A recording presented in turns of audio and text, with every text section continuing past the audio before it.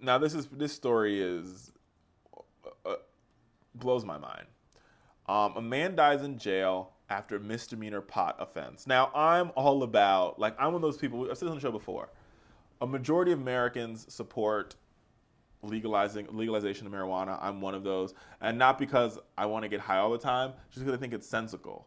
Like, you don't see, and I've said this before on the show, you don't see people smoking marijuana, like, passing out in gutters and having DUIs and blacking out. They're just at their house eating, like, they have the munchies, and yeah. So here's a story for you. This gentleman, Michael Saffioti, this happened in Washington State prior to their legalization of marijuana.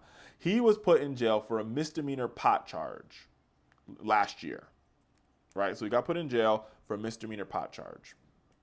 He also has really bad, he has an allergic reaction to dairy products. And so the guard basically, they handed out his food and he asked the guard, what's in this oatmeal? And the guard didn't answer his question. So a few minutes later, he had the oatmeal because clearly he has to eat something. And he goes up to the guard and asks to use his inhaler, according to legal claims. And he asked to see the nurse. Instead, he was sent to his cell.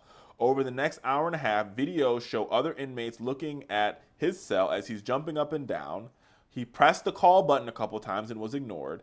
And about 30 minutes after he ate that God forbidden oatmeal, he was found unconscious in his cell. The guard called for help, and they dragged him out of his cell. The nurse arrived, performed CPR. The police came, and the fire department came rushing to the hospital where he was pronounced dead. So to add insult to injury here, to add insult to injury, when his family did some delving into it, obviously the prison was the reason for his death because they started to cover it up. And the county officials stonewalled the family's attempt to obtain videos of the event leading up to the son's death, right? They first denied his existence. Then they released tapes that didn't show the cell. Finally, the family got the tapes they needed, so that now they are getting ready to go to trial on the matter because there's a big cover-up here in his death. And, all this could have been solved if, one, he wasn't in jail for a minor pot offense, and two, the guard, and three,